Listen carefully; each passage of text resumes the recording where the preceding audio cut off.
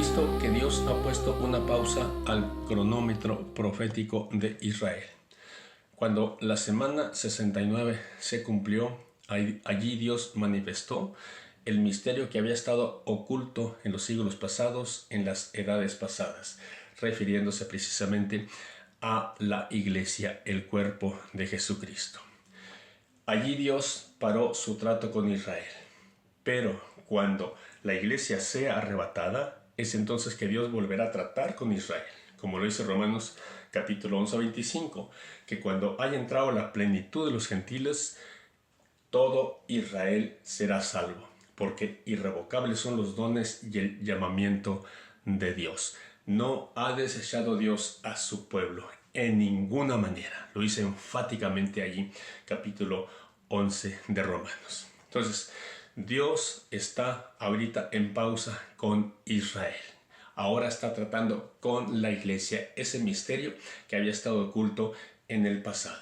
Pero una vez que la iglesia salga de la tierra, Dios volverá con Israel. Eso está claramente escrito en la palabra de Dios, aunque muchos teólogos afirman que la iglesia reemplazó a Israel y muchos dicen que ya Israel no es nación delante de Dios. Pero claramente hemos visto que la palabra afirma todo lo contrario. Ya lo vimos, por mencionarte un ejemplo, Jeremías capítulo 31, que es más fácil que las leyes que sostienen el universo caigan a que Israel deje de ser nación delante de Dios. Así es que no hay manera de negar esa realidad, esa declaración bíblica del Dios Todopoderoso. ¿A quién le vamos a creer? ¿A los que dicen una teoría, a los que inventan hipótesis o a la palabra verdadera del Dios Todopoderoso? Bueno, pues cada quien decide. Yo me decido por la palabra de Dios, por lo que Dios dice claramente. Así es que Dios va a volver a tratar con Israel.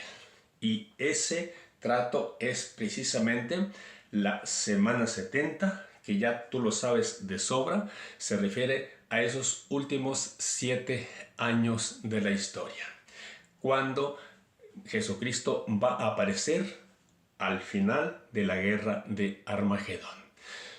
No ha sucedido nada en esta vida que anuncie la segunda venida de Jesucristo, porque estas señales que anunciarán su segunda venida empiezan apenas a suceder desde capítulo 6 de Apocalipsis en adelante. Y esa última semana está bien especificada en la palabra de Dios. Todos los profetas hablaron de ese día, el día de Jehová, y Cristo lo declaró de una manera enfática en Mateo 24, y el apóstol Juan nos da detalles en abundancia de lo que será ese tiempo, precisamente de esa última semana que ha de venir sobre el mundo entero, esa tribulación terrible que empieza precisamente en capítulo 6 de Apocalipsis y termina en el 18. Entonces, Dios va a volver a tratar con su pueblo Israel. De eso no hay la menor duda. No puede ser que ya sea historia esa semana, como también lo afirman muchos predicadores, porque no ha sucedido en ninguna parte de la historia. Escúchame bien, no ha sucedido en ninguna parte de la historia lo que dice que va a pasar en esa semana. Por ejemplo, lo dice claramente allí Daniel 9, 26 y 27, que el príncipe que habría de venir y destruir a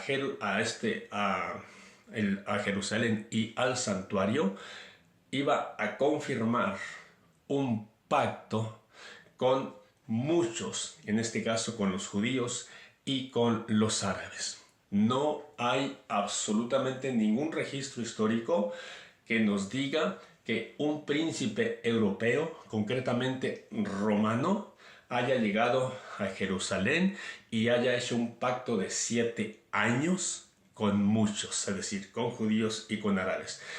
¿Qué historiador puede afirmar tal cosa? Ninguno, absolutamente ninguno. Así es que eso es profecía, eso es escatología, es para los últimos tiempos. ¿Cuáles son esos tiempos? La semana 70 que tenemos allá en Daniel 9:27. Pero esa semana se cumplirá, empezará a correr luego de que la iglesia sea arrebatada. Y muchos años después, no vayas a pensar que la iglesia es arrebatada y entonces el anticristo aparece al siguiente día. No, por supuesto que no. Para que el anticristo aparezca, tienen que suceder muchas cosas. Muchas cosas. Vamos a suponer que hoy la iglesia sea arrebatada. ¿Acaso el anticristo va a aparecer mañana o pasado mañana? Por supuesto que no. Primero tiene que formarse un gobierno mundial de 10 naciones europeas.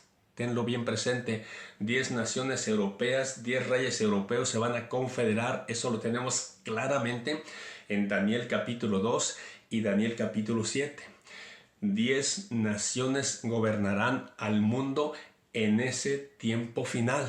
Y aparte de eso, nos dice claramente la palabra que una 11ª nación representada por un cuerno pequeño, porque también las naciones son representadas por cuernos o por los dedos de la estatua del sueño de Nabucodonosor, un rey pequeño, una nación pequeña se unirá a esas 10 naciones que se unieron primero. Y ese rey pequeño crecerá más que los primeros 10 y derrocará a 3 de ellos. Eso lo vemos claramente en Daniel capítulo 7. Tú puedes leer el capítulo por ti mismo y darte cuenta que eso está allí escrito. Entonces, ¿cuánto tiempo tiene que pasar para que el mundo se organice? En este caso, Europa en 10 naciones y que empiece a gobernar el mundo y que luego se una otra nación pequeña y que después de estar unida a esas 10 primeras, este rey va a derrocar a 3 de los primeros 10 y entonces se quedará él como el líder autoritario, soberano del mundo y reconocido por el mundo también, como lo veremos allá en Apocalipsis capítulo 13, que se le dio autoridad específicamente por 42 meses sobre todo el mundo. Entonces, para que eso suceda, ¿tú crees que va a suceder de un día para otro? Por supuesto que no. Tienen que pasar muchos años. ¿Cuántos? Pues yo no te voy a decir cuántos, pero no serán pocos. Entonces, cuando la iglesia sea arrebatada, empezarán a acontecer muchas cosas, se empezarán a acomodar todo para que ese hombre perverso, que nosotros conocemos por el anticristo, pero que la Biblia le da muchos nombres, le da el nombre de cuerno pequeño, hombre de pecado, hijo de perdición, el inicuo y así por el estilo. Para que eso suceda, tienen que pasar muchos años. Y entonces sí, cuando ese líder que va a surgir de la nada, por decirlo así, que la Biblia dice claramente que será entendido en enigmas y que el engaño será prosperado en su mano, pues entonces sí, va a llegar a Jerusalén y va a confirmar un pacto con muchos y allí precisamente inician los últimos 7 años que culminarán con la guerra de Armagedón, cuando Jesucristo aparezca por segunda vez en la tierra y libre a su pueblo Israel, que va a estar a punto de ser exterminado y borrado de la faz de la tierra.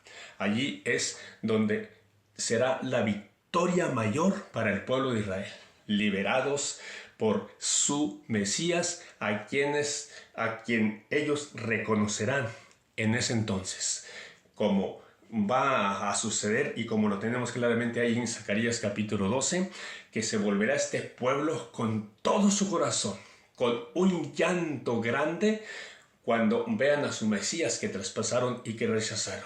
Allí serán salvos y a partir de allí, después de unos cuantos meses, Dios establecerá su reino sobre la tierra con Israel al frente.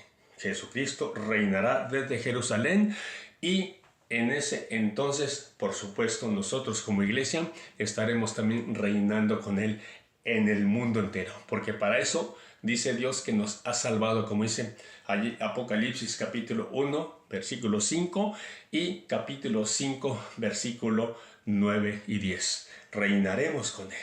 Hemos sido redimidos para reinar con Él. Pero Eso, como te digo, va a suceder muchos años después de que la iglesia sea arrebatada.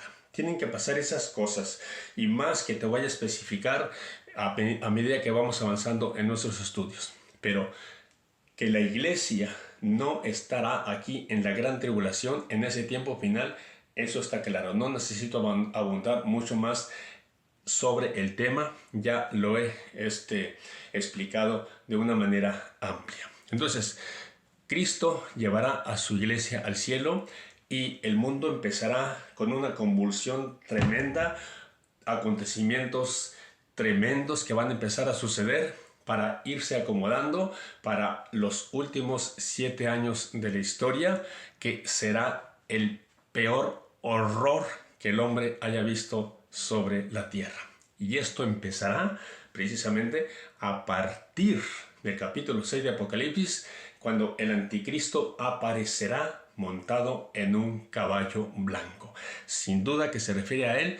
En nuestro próximo mensaje te voy a demostrar que se refiere precisamente al anticristo, este primer caballo blanco que sale cuando el Cordero abre el primer sello de los juicios de Dios.